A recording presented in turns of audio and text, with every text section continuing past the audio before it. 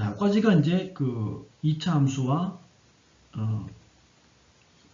그 2차 방정식 관계였고, 그 다음에 이제 5-4에서 보면 이제 2차 함수 최대 최소인데, 요거는 실은 중3 때 거의 좀 했을 것 같아. 이제 성형부 같은 경우는. 원래 교과 과정에서 최대 최소 중3 때 빠졌는데, 많은 선생님들이 그냥 중3 때 가르쳐 버리는 경우가 꽤 있어. 그래서 이제 어떤 함수 값 중에서 가장 큰 값, 자, 어떤 함수 값 중에서 가장 큰 값, 얘 값을 뭐라고 하냐면 최대값이라고 해요. 최대값. 얘가 바로 최대값. 어떤 함수 값 중에 가장 큰 값이 뭐냐면 최대값. 이렇게.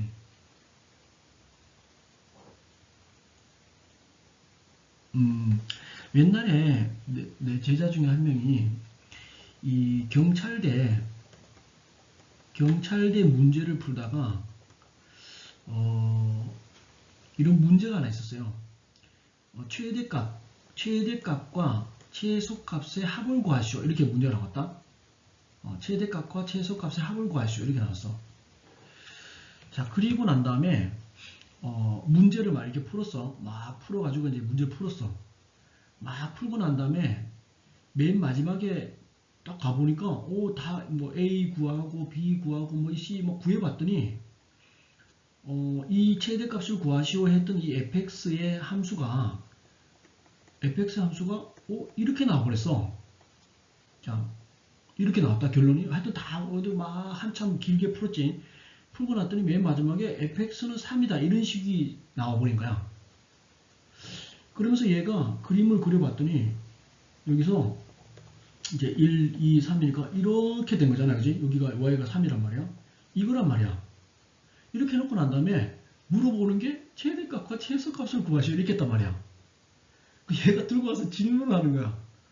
선생님, 아니 이게 2차 함수에서 이거는 여기가 최소값이고 뭐 범위가 이렇게 있으면 여기가 최대값이고 이거는 뭐 여기가 최대값이고 여기가 최소값이라는 거 이해가 가는데 여기에서 이 상태에서 이 최대값과 최소값을 더한다. 이게 뭐죠? 이렇게 돼버린 거야. 이거. 성형군은 어떻게 생각하나? 오케이. 그러니까 이게 걔도 공부를 엄청 잘하는 애였어. 그지? 그러니까 여기를 어떻게 해야 되냐면 이 함수값 중에서 가장 큰 값이지. 여기 정의할 때, 그지? 그러니까 함수값 중에서 가장 큰 값이란 말이야, 그지? 그러니까 그 정의대로 하면 되는 거야, 여기서. 함수값 중에서 가장 큰 값이 뭐야? 가장 큰 값이 3이지, 그지? 이렇게 된 거지. 또 최소값에서 정의가 좀 이따 나오겠지. 함수값 중에서 가장 작은 게 최소값인 거야. 그러니까 여기서 함수값 중에 가장 작은 값이 최소값인 거야. 그래서 이거는 이제 6이라고 답을 해주면 돼. 그지? 그러니까 이런 거지. 옛날에 내가 이제 횡단수학 인터넷 사업을 할 때, 아직도 인터넷 사업을 하고 있지만, 울릉도에서 어떤 학생이 내 수강을 했어. 인터넷으로. 뭐 한 달에 6만, 그때 6만 원했나? 뭐 두 달에 6만 원 내고 이제 수강을 했어. 수강하다가, 거기 애하고 한번 통화를 하게 됐어. 몇 학년에? 중학교 1학년에 2학년 하여튼 그랬는데, 자기 학년에 자기 혼자야. 자기 학년인데, 초등학교 6학년에 나한테 그랬던 것 같아. 6학년인데, 6학년에 자기 혼자밖에 없대. 그래서 자기는 전교 1등이야. 전교 1등인 동시에 전교 꼴등이야. 막 이렇게. 그런 개념이야, 그지? 그러니까 전교생이 한 명밖에 없어. 장동인 목사님 알고 계시지? 거기 이제 완도에 있는 어떤 학생인데 완도의 저쪽에 작은 학교인데 거기는 뭐라고 하더라? 자기 학년이 16명이 있대. 그래서 자기는 상위권이래. 왜 상위권이라고 했더니 저는 최고로 못해도 16등이기 때문에 시계 와서 16등을 하면 꼴등이거든 원래는. 근데 16명밖에 안 되니까 저는 못해도 16등이에요 이러더라고. 그러니까 얼핏 들으면 상위권이잖아 16등이면. 그지? 그런 개념이지. 내가 여담을 좀 했어. 근데 너 성현이 잘했어. 그래서 이런 걸 통해서 수학은 뭐가 중요하냐면 정의가 중요하다는 거야. 그러니까 뭐 낮은 거 높은 거를 생각하려고 그러면 안 되고 정의만 보면 되죠. 그 중에서 가장 큰 거, 여기서 가장 큰 게 얘고 가장 작은 게 얘니까 아 이렇게 되는구나 이렇게. 자 그러면 여기서 2차 함수에서 y는 ax제곱 플러스 bx 플러스 c의 자 최대값을 구해보시오. 이제 최대값을 구해보시오.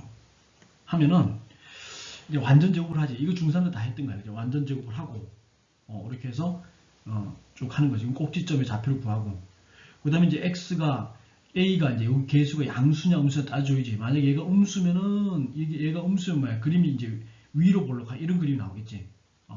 그래서 얘가 음수가 되면은 얘가 최대값이 되는 거지. 얘가 최대값이 되는 거고. 그래서 p일 때, 요 p일 때 최대값 q를 갖는다. 이렇게 하면 되는 거고. 그 다음에 여기서 뭐야? 이게 밑으로 계속 내려가지. 이 계속 내려가니까 어떻게 돼?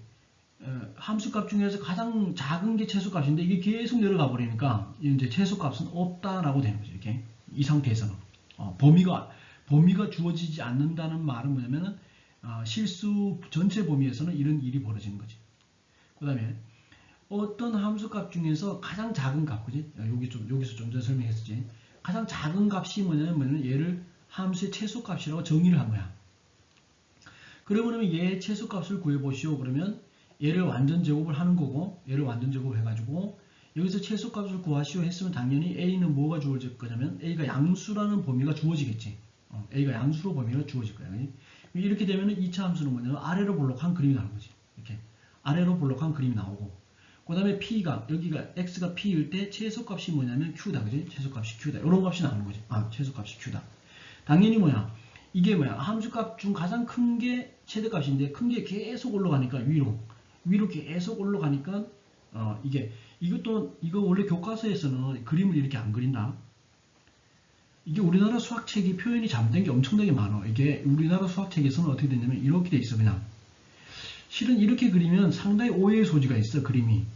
내 생각에는 몇 년 안에 아니면 내한테 교육을 받은 제자들 중에 한국과학기술부나 이런 데 들어가서 교과서를 만들게 되면 그 교과서에 그림을 이렇게 그리면 안 되고 꼭 이런 거 표시를 해줘야 되거든. 이게 이게 좀 안타까워요. 작은 표현이지만 이게 끝없이 내려간다는 표현을 좀 해줘야 돼.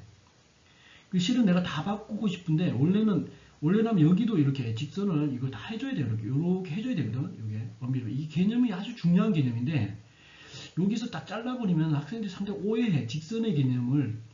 그러니까 이렇게 해서 대충 뭐 요 정도 깊이로 공부할 때는 이 그림이나 이 그림이 별로 차이 안 나는 것 같지만 정말 깊숙이 들어가서 그 개념을 생각해 볼 때는 이렇게 그림 그리는 거하고 여기 화살표에 이렇게 해가지고 여기다 이렇게 이런 걸 달아주는 그림하고는 엄청난 차이가 있는 거야 원래.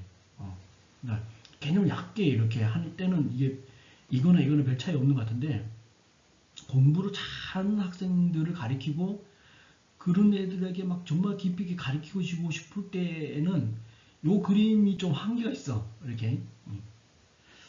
하여튼. 그래서 이제 요렇게 되고, 자, 그래서 이제 여기서, 이렇게 하면은, 이렇게 됐을 때, 이렇게 하면은, 예를 들어서 여기서, 이렇게 했을 때, 최대값은 없다. 이러면 이게 막 이해가 가거든? 최대값은 없다. 최소값은 없다. 요 화살표를 요렇게 해놓은 것만 하더라도 이게 이해하기가 너무 쉬워요. 근데 화살표를 표시 안 해놓고 난 다음에 이렇게 만약 그림을 이렇게 그려놓고 선생님 여기가 최대값이고요 여기가 그럼 최소값 아닌가 잃어버린단 말이야 우리 학생들이 그지? 이게 여기 화살표를 이렇게 해줘야지 해주면은 끝없이 내려간다면 이렇게 질문하는 데가 없을 텐데 그림을 이렇게 해놓으니까 여기가 최소값이 이런단 말이야. 나 우리나라 근데 내가 옛날에 그 충북대학에 거기 한국과학기술부라는 게 있었어. 그게 뭐냐면 우리나라 교과서를 만드는 곳이야. 거기 교수님이 국가 지원을 몇억 원씩 받아가지고 거기서 이제 그 연구를 해가지고 9차 교육과정, 7차 교육과정, 2015 개정 교육과정에 맞게끔 교과서를 만들어요. 그 나보고 거기 연구원으로 들어오라고 하더라고. 그래서 이게 내가 이런 걸 교과서를 집필을 좀 많이 도와달라고 들어오라고 하더라고. 근데 월급을 너무 적게 주더라고.